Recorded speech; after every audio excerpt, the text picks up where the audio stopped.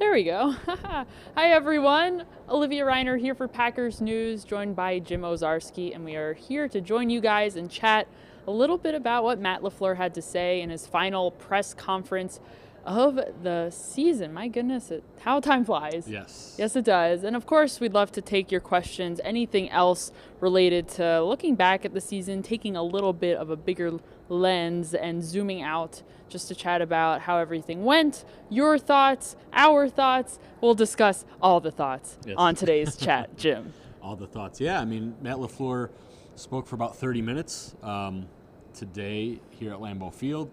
Not a whole lot of look back at Sunday's game, but we'll start there with what he did say about it. And I know we'll get to the defensive coordinator, but I thought maybe the most interesting thing, Olivia, was him referencing a lack of effort and not really seeing the type of energy that he thought the team had played with all year. So the natural follow-up would be, why? And as of today, he didn't have an answer for that. All right. He said, for whatever reason, a Super Bowl on the line was not enough of a motivating factor for his team, and he thought that the team looked flat, lacked energy, lacked execution, and he did call out the defense in certain ways. He said that the edges were not set as well as they had been this entire season, and while he did not throw anybody specifically under the bus, the guys setting the edges on the field are Preston and Za'Darius Smith. Right. Yeah, it was, and in the broader scheme, I guess, Olivia, it's a carryover from Sunday night, where even in the post game, he was just like, we knew what they were going to do, we couldn't stop it anyway. Which leads into one of the first questions he was asked was, hey, are you keeping the defensive coordinator or any of those guys? And he punted, said those things are still being talked about and evaluated. And, he'll meet with Mark Murphy here. It could be right now up there on the third floor. It could be happening right now. Or later this week. So, we'll know the future of certain coaches here in the coming days. All right, which is why you're going to make sure you're subscribed to Packers News. Also, make sure you're following us on all the socials. I'll plug that later on again anyway. But, guys, lots of news could be coming. Could be no news. Could be a lot of news. But either way, we'll have it all for you guys. So, naturally, over on our Facebook page right now, people are asking about Mike Pettin. Josh asks, will Mike Pettin be fired and when? We've got Blake asking, what does your gut tell you about Mike Pettin's job security? Robert, do you guys see Mike Pettin staying another year? So there's a lot of people questioning the future of Mike Pettin's job. How do you evaluate him? Because obviously the last game, the biggest game of the season, was a defensive failure. However, you look at the rest of the season, inconsistent from the defense, although there was some growth. How much time is Matt LaFleur going to take to evaluate? There's a lot to look at when it comes to discussing the future of Mike Pettin. Yeah, I mean, he can honestly take whatever time he wants because most of the new head coaches have already filled out their staff. So, if he is evaluating that, whoever's out there is out there. You know what I mean? There's no rush. Now, to your point, Olivia, I mean, look, year two of Mike Pettin's scheme and defense, they were better, and a lot of that had to do with Brian Gutekunst investing in that side of the ball. There was a lack of talent in 2018. In 2019, we saw flashes of brilliance, quite frankly, at times, and then I thought bailing out an offense that was average at best, and a punt return and a kick return unit that wasn't great, didn't help out much either. I'm not going to sit here and say what should be done because I can see both sides of it. I guess the biggest thing would be, does Matt LaFleur feel comfortable with Mike? Because we weren't sure how that was arranged last year, with Pettin staying. Like, was Matt totally on board with that? Like, we don't know. It took a few days, right, after he was hired. So, I can't say that one thing should be done or not. It's hard to read into what he said today at the podium What he said was, we're still evaluating exactly everything that went down this season. So that's not a yes. He did not say, yes, Mike Pettin is going to be the defensive coordinator of the Green Bay Packers next season. He did not say that. However, it's hard to evaluate the situation because this is Matt LaFleur's first year as head coach. We don't know what the precedent is. We don't know what he said before regarding, whoever might be in question on his staff because he simply hasn't been in this position before. So it's hard to read between the lines.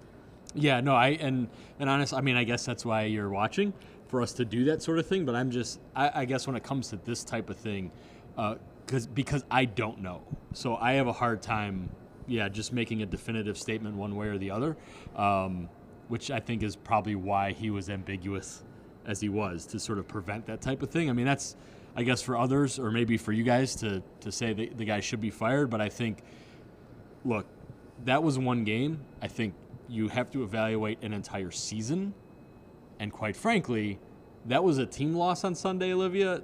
Yes, the defense was bad, but they didn't get a whole lot of help. So Ryan wants to talk about the game on Sunday. So we'll take Ryan's question, or not even a question. He says, Mike, it's not Mike's fault. Dean Lowry and Tyler Lancaster got pushed around every down. How much of what happened on defense was a scheme issue, and how much of it was an execution issue?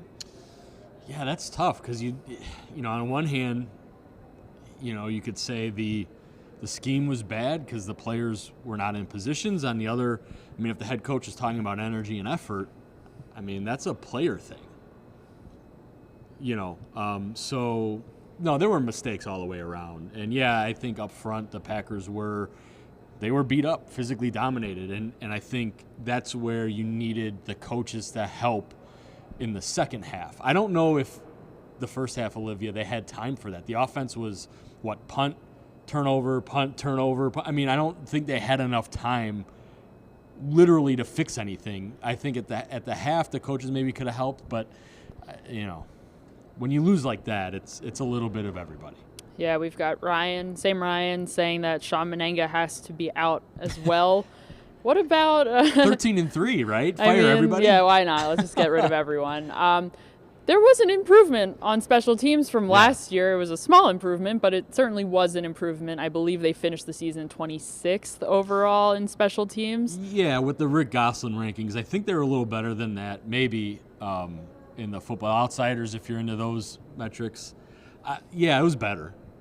But nothing to write home about. Yeah, it was. And the coordinator, I guess to Sean's credit, told us mid-season, Olivia. He's like, I'm playing it kind of conservative, first-year coordinator. He did. You didn't see the huge mistakes, and the return game, to me, that was probably a talent issue. Like if you look how they started the season once they traded Trevor Davis, I don't think Tyler Ervin was a hidden Pro Bowler on the waiver wire. They obviously just that was a problem. That was a personnel, issue to me. So, someone asked on Twitter, how low is the bar on special teams at 26? And it was pretty low. So I guess going forward, you want to see more consistency out of J.K. Scott and maybe that punt return, kick return game working week one. Yes, definitely. So we'll take some questions about free agency, the draft, whatever you guys want to talk about. AJ says the Packers need linebackers and receivers. Those are two position groups I know a lot of you guys. I've seen a lot of your tweets. I've seen a lot of your comments. Even throughout the season, we've been talking about this, especially among the receiving core. A lot of, the Packers need to go trade for X receiver, sign X receiver. And now that we're in the draft, the Packers need to draft a wide receiver with their first pick.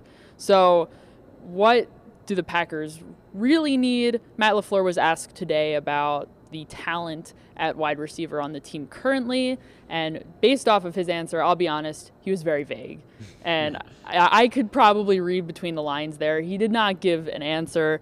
He kind of said, it's not just the wide receivers, it's everyone on the team that needs to be better. So to me, that's a non-answer, and in my mind, I think Aaron Rodgers needs a couple more guys, a couple more targets that can help carry the offense. Yeah, the head coach, he's made it clear from the beginning that he's not going to single guys out to that degree. Plus, you never know who'll be on the team next year. Nothing happens in a vacuum, Olivia. So I think, to me, the first order of business is free agency.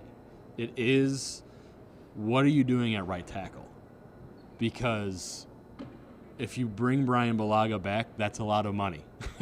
And if you don't, that may change your draft strategy, because David Bakhtiari is a total outlier. You don't really find tackles in the third, Jason Spriggs, second round. Like, if Bulaga goes, you need a starting right tackle. Or if you think Billy Turner's that guy, then I guess maybe you can look for a starting right guard. I don't know. That, to me, that starts everything. But to your broader point, Olivia, I think you're right. I think there will be a desire to speed up that receiver core. Yes, and then we'll discuss inside linebackers a little bit. The Packers have to make a decision surrounding Blake Martinez, if they're going to keep him around, if they're not going to keep him around. And then there's also the discussion of, well, if they do keep him around, who plays alongside of him? Do they continue down the route of B.J. Goodson? Do they try to upgrade? Do they try to get speedier? The Packers had initially hoped that Oren Burks, this was going to be his year, that he'd make a jump and he would provide that speed alongside Blake Martinez. He didn't do that this year. Are they running out of patience? Is there still time for Oren Burks, or is it time to move on and find someone speedy inside? Yeah, it's well, Blake Martinez is a free agent. Kyler Fackrell's a free agent. I'm going to lump all the linebackers in, because our Pete Doherty asked Matt LaFleur if he thought Rashon Gary could play inside, either on, I think he meant more on the D-line than inside linebacker. And he said, no, he's an outside linebacker. Well, to me, that basically means Kyler. I don't see how Kyler Fackrell fits, other than reduction of snaps from the Smiths, which, I mean, why would you do that if they're healthy? So now Martinez and Burks. Burks, I think he's still here, and they're going to try to make that work as long as he's on his rookie deal. Martinez is interesting, Olivia, because he makes a lot of tackles, good locker room guy, good leader. I think he fits, but it's if the guy next to him can do the things that he can't do. Oren Burks isn't there yet, so I don't know if you can just plant your flag on that. So you're right. I don't know if that's a draft thing, if that's a free agency thing, but for sure, you've got a couple of unrestricted free agents. B.J. Goodson's also an unrestricted free agent, I believe. So, there's some decisions to be made there in March. Joshua says, get Marquez Valdes-Scantling and Geronimo Allison out of Green Bay. So Valdes-Scantling, where is he on his contract? Has he still got another year? Yeah, he's got a couple years. Okay, so I don't think they're getting rid of him. No, Marquez is here. Yeah, and then I'd be stunned if, he's like the one guy who can run outside of Devontae Adams. So, yeah, whatever happened there, I'm sure we'll find out eventually as it goes, but he's got a skill. He's got that special thing that evaluators look for, and that's long speed. So he's here. All right. Geronimo Allison, unrestricted, I want to say. There could be some restricted. I forget where he was at with that deal, but he's a guy who, can probably test the market, and they'll probably let him test the market. All right, so there's that on that. Yeah, Valdes-Scantling, LaFleur said this throughout the year. He's still young, Valdes-Scantling, and I think the expectations for him this year were big compared to last year, considering he did have a good rookie season, and the Packers fans were looking for him to make another jump into this year. It wasn't there. It's clear that his confidence just plummeted throughout the year for whatever reason. Again, I think we'll find out a little bit more perhaps as the offseason progresses, but I don't think they're going to be so quick to move on from a guy that still has a lot of potential and a lot of years ahead of him. Yeah, I think the fact that you saw where he started from, and then honestly it was weird, Olivia, because he got hurt against Philadelphia, right? And then had the huge game against Oakland, which no one thought he would play in. So I think he was dealing with the knee and the ankle for a while after that. And then it's just like, something happened. You're right. There were a couple of contested catches he didn't come down with. The long touchdown in San Francisco, or would-be touchdown that he couldn't get his feet down in the end zone. Who knows? I think if you're Matt LaFleur, you just see 4-3, you see 6-4, and you know you can't coach that. So you kind of dive back in and try to, reset with him. All right. We've got Blake here saying Brian Bulaga will take a hometown discount to stay in Green Bay. I think Brian Bulaga knows his worth. Yeah. I don't think many right tackles out there, good right tackles who put on a performance the way Brian Bulaga did this past season, I don't think they are going to be taking any less money than they know they're worth. Yeah, no, I don't.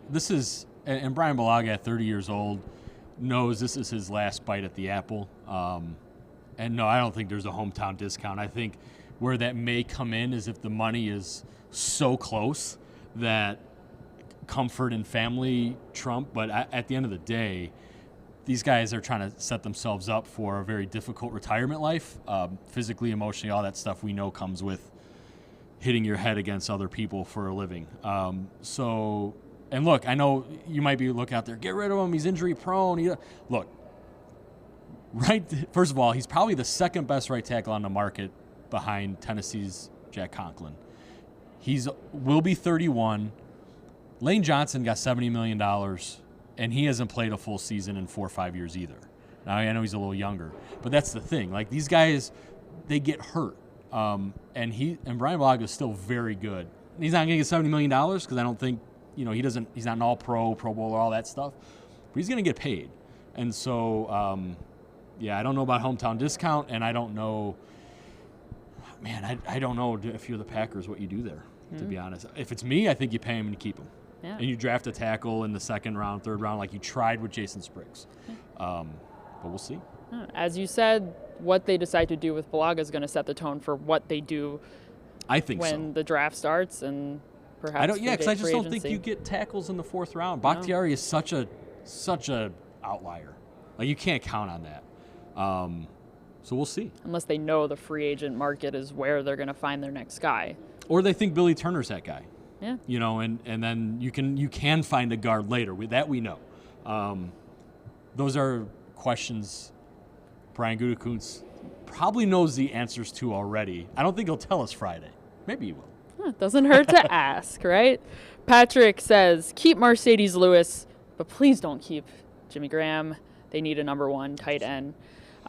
These are all interesting points. Mercedes Lewis has been highly touted in the locker room this season as a really strong leader, a really strong locker room guy. Jimmy Graham has underperformed and is pretty much, last season didn't do super hot. Brian Gutekunst gave him another opportunity this season. Again, it was not up to, I'm sure, the organization's standards either. What do they decide to do with them? Do they need to go out and find a number one tight end with Robert Tonyan and Jay Sternberger still coming up? Yeah, Graham, I don't know if you can have that $10 million on the books again. I know we said this like this time last year. Maybe if he's willing to renegotiate and take a salary cut, again, he's a good locker room guy. We may not hear from him, but they love him. But see, that's the thing, Olivia. I don't know how many guys you can have in that room. How many locker room guys? Well, and how many tight ends can you have? Usually it's 4. So Sternberger's on the team. Robert Tonyan's interesting because he has showed flashes of potential, but where was he? You know what I mean? So where are you at with him? Are you at a point where year 2, 3, 4, are you making your decision there like this isn't just going to work anymore? Or he's a special teams guy, he's a glue guy, maybe he comes to camp, and if he doesn't make the team. You know what I mean? So it's interesting to see. They got two ends of the spectrum with the 30-year-old guys and the real young guys. I'm curious to see where Gutekunst falls with Tonyan's development, and then if they feel the other guys are so worth it locker room-wise that they'll take a pay cut and a snap reduction and then add someone else. Tonyan's in the last year of his deal as well. I'm forgetting when he came in as an undrafted free agent. So, yeah, he's getting – at what point – at some point you got to make a decision on, is he going to play or is he not, or do you need, does he compete for a roster spot? I wonder with him how much of it was the injury and just never being able to get back on track too. He missed 5 games, maybe more. I think it was 5 games about that. After Dallas, and then he didn't really come back till after the bye. Right, and even when he did come back, snap count seemed pretty low, quiet impact offensively at least. So I'm sure that is on their mind and part of their evaluation as well of him. Let's see what else we got. We've got, Patrick says Rashon Gary needs to show up next year. And he also says that the Packers should keep Blake Martinez. Rashon Gary is interesting because I know you guys out there have been very critical of him. I know the word bust has been thrown around quite a bit.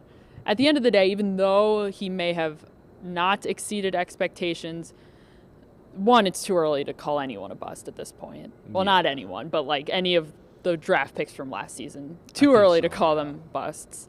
Second, you have to understand it's hard for him to get on the field when he's got 2 veterans ahead of him, and when he does get on the field, that being said, he wasn't always making plays. We didn't hear his name a whole lot. So I think it's a multi-headed monster there with his situation. And I think Mike Pettin said it best at one point during the year, Olivia, where he's like, yeah, that's the problem. He only plays like 9 snaps.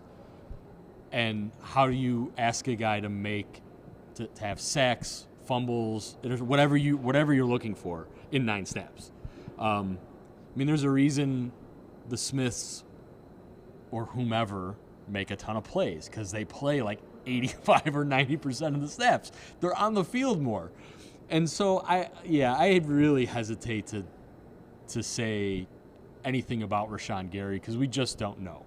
Darnell Savage Jr. was the first-round pick who was brought in to start. Elton Jenkins started. So if Rashon Gary takes a year or 2 to get his footing in this defense, I think it's a little ridiculous, to be honest.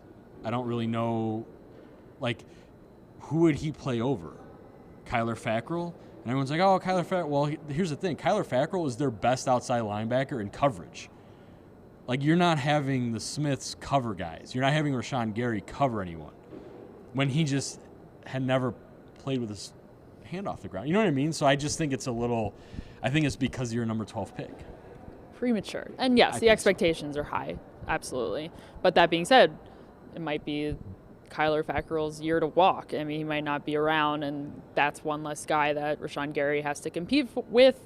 And then we have sort of alluded to this, but the Smiths were remarkably healthy this year, even though Zadarius Smith was down on the field, it seemed like at some point every game. He always found a way to come back in. But the fact that they stayed healthy throughout the entire season is probably a rarity. And the fact that the Packers have a guy like Rashon Gary who could take a jump next year, especially in case either of the Smiths have to miss any sort of time going forward. Oh, for sure. The Smiths were signed, and Brian McGudecoon said this a year ago, because they're younger, they're healthier, they have a track record of health. However, it is the NFL. The odds that happens again, not 100%. So, I think Rashon Gary will have more snaps next year. And honestly, that'll be the thing. If he doesn't, if they are hurt, or if they can't, or if he doesn't look great in camp, then we can wonder, okay, where is he at in the development? But I think after this year, I'm not taking out for the guy, but I just think it's unrealistic because people aren't looking at the whole picture at outside linebacker, in my opinion. Right. Come back and talk to us in maybe a year or 2. I think so. Zach asks, what are the chances kicker Mason Crosby re-signs? I think that's a high priority for the Packers, of a guy that they really should get back, a guy that performed as well as he did this season. And that's not a position you really want to mess around with. No, and what a great year for Mason Crosby to have a career year. Kickers around the league were terrible, in the 80% range. That's one I think, should get done. Here's what's interesting. I'm going to start this rumor. Oh, boy. It's not a rumor. Let's go. What does Mike McCarthy do down in Dallas? I mean, they've got a kid down there who, he's a kid, he's got a strong leg, but Mason Crosby's from there. His family's there. We know what's going on with that. Mike McCarthy knows Mason Crosby, kicking indoors on the turf. I mean, it's Jerry. 1 for 1? hey, look, this goes back to the Bulaga hometown discount. That doesn't really exist. So I don't know. He's a free agent. It's a good year to be a free agent kicker. It makes sense that it would happen, that they would come back, but we'll see. All right. Well, Jim, I think we went through the gauntlet of questions surrounding free agency, coaching changes, whatnot. There's going to be a lot more questions in the weeks to come, and don't worry, we will try to keep you guys up to speed as much as we possibly can. We will be live again on Friday after Brian Gutekunst speaks to the media, and maybe at that point we'll have some news to share with you, maybe not, but maybe we'll be able to fill in a couple more blanks than we were able to fill in today. But besides that, I will let you guys know when we're live again. It'll be a little bit sporadic because now the season's over. So when we do have news to share with you, and it's especially breaking important news, we will be doing our emergency Facebook Lives. But besides that, the Combine is 5 weeks away, Jim. Yeah. And we will be there. So we'll be taking you guys along, chatting with you guys about what the coach has to say, the GM has to say, and, of course, all of the draft picks that you all certainly would like to see on the Green Bay Packers. Yeah, right. They can't all be on the team, but some of them will be. So we'll try to bring you along with us in the coming weeks. So lots of fun stuff on the horizon. The season is over, but it's never really over. Right, Jim? No, it's never really over. No, there's always something going on. The NFL does a fantastic job of staying relevant 24/7, 365. So we'll give you everything we have to share with you. Make sure you guys, again, are checking out PackersNews.com for all of our Packers coverage this week and the coming weeks leading up to the Combine. Also, make sure you're following us on social media so you get lots of updates straight to your phone, your laptop, wherever you choose to consume us, guys. Thank you again.